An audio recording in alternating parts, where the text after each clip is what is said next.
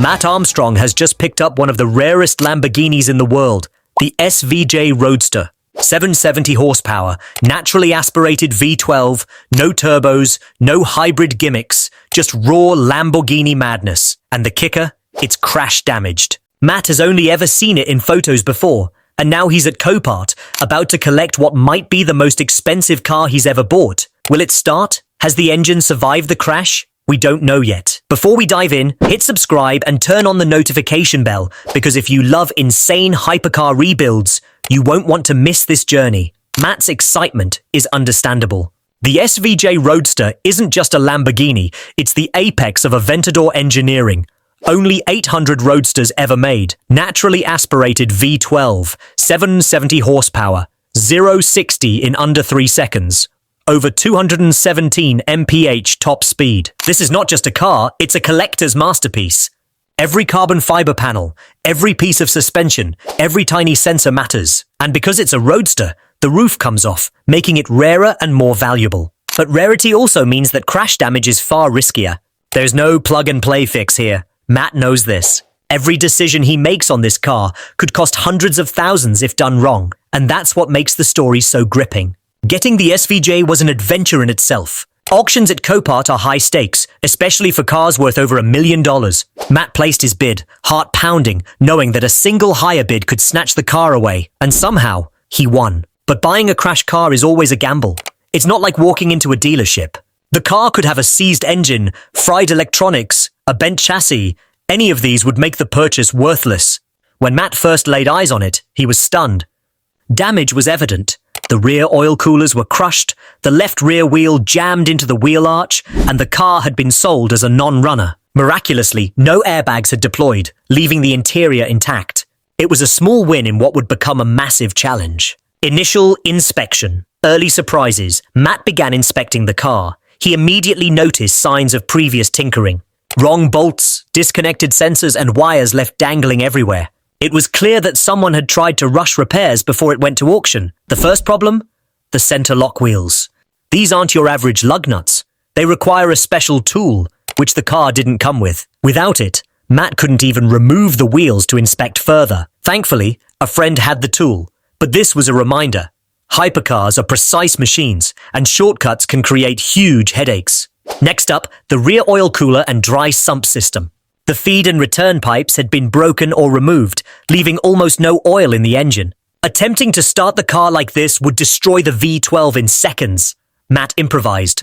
He added oil and temporarily connected a replacement cooler, just enough to check if the engine could turn over. Small wins in a hypercar rebuild can feel monumental. Early repairs challenges. With the oil issue temporarily solved, Matt moved on to other repairs. He began reconnecting sensors and examining the wiring, but more surprises awaited. Exhaust sensors unplugged bolts in incorrect positions, aftermarket parts swapped out, then partially replaced. It was clear that someone had removed the aftermarket exhaust before insurance or auction, then hurriedly reinstalled a standard one. This caused missing sensors and wiring issues. Every misstep was a potential deal breaker. Then came the battery and supercapacitor problem. The SVJ has a small AGM battery, relying on the supercapacitor to provide a surge for the V12 starter. With both drained, the car simply refused to start. Matt tried everything: jumper packs, high power packs, manual relay bypasses, and direct wiring to the starter. The tension was palpable. One wrong connection could fry electronics or damage the engine. Complex troubleshooting. Then the real complexity hit. The gearbox was stuck in first gear, and the TCU, the transmission control unit, was asleep. This meant the car couldn't select neutral, and the starter motor couldn't engage. Matt had to get creative. He manually bridged relays, connected 12 volts directly to the starter, and attempted to trick the electronics into cooperating.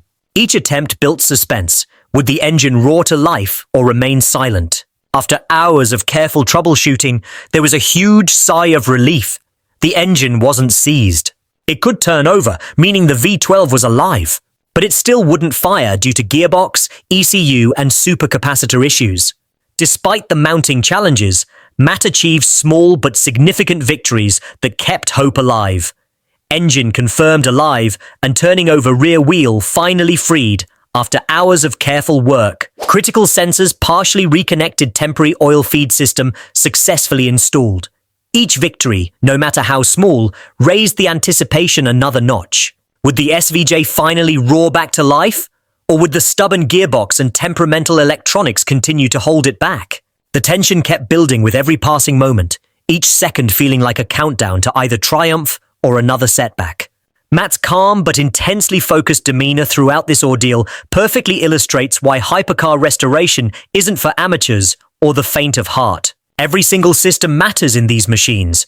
The oil circulation, battery management, gearbox communication, electronics calibration, wiring integrity, and even tracking down previous owner modifications that might be causing hidden conflicts. The reality of hypercar restoration. Most people see a Lamborghini and think of speed, luxury, and prestige. Matt shows us the other side, the intricate web of sensors, computers, hydraulics, and mechanical systems that must work in perfect harmony. Break that harmony and you're left troubleshooting systems that most mechanics will never encounter in their entire careers. The crash damage wasn't just body panels and suspension components.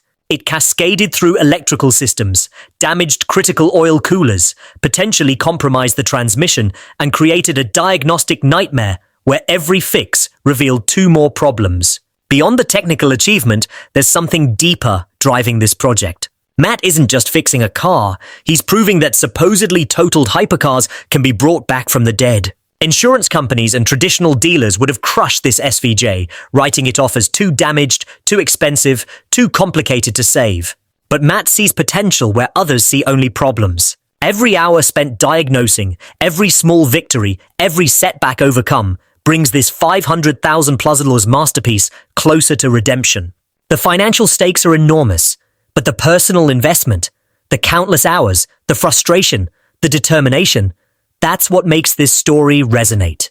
The community response. Throughout this journey, Matt's community has been watching, commenting, offering theories and suggestions. The engagement has been incredible because people understand they're witnessing something special. The resurrection of a machine that by all accounts should have been impossible to save. Comments pour in with technical suggestions, moral support, and shared excitement. Have you checked the CAN bus termination? What about the neutral safety switch? Could it be a ground issue? The collective knowledge and enthusiasm of automotive enthusiasts worldwide has become part of this journey. And so, at the end of this stage, the SVJ sits there, alive, turning over, showing signs of life, but still refusing to fire. The engine wants to start. You can hear it in the way it cranks, the way the systems respond. But something, somewhere in this complex mechanical symphony, is still out of tune. The rebuild is far from over, but the story has become absolutely gripping. We're invested now, not just in whether the car starts, but in Matt's journey, his problem-solving process, his refusal to give up when any reasonable person would have walked away. Final thoughts. Matt's story demonstrates both the incredible thrill and the genuine risk of restoring crash-damaged hypercars. This isn't a game. Real money, real expertise, and real determination are on the line. Success requires an almost obsessive attention to detail, infinite patience when things go wrong, and expertise that spans mechanical engineering, electronics, hydraulics, and automotive systems integration. But it also shows us something inspiring, that with enough knowledge, persistence, and problem-solving ability, even the most daunting automotive challenges can be overcome. Every mechanic who's ever faced an impossible diagnosis, every car enthusiast who's tackled a project that seemed too big, they see themselves in Matt's journey. If you've enjoyed this behind-the-scenes look at Matt Armstrong tackling what most experts would call impossible, make sure you subscribe and hit that notification bell because the next episode is going to be explosive. We're right on the edge of either spectacular success or another frustrating setback. Will this SVJ Roadster finally roar back to life with that unmistakable V12 scream? Will all the diagnosis, all the repairs, all the late nights finally pay off? Or will Matt discover yet another hidden problem standing between this crashed hypercar and redemption? The next chapter is coming soon, and trust me, you absolutely won't want to miss it. This is the moment of truth, and it's going to be unforgettable.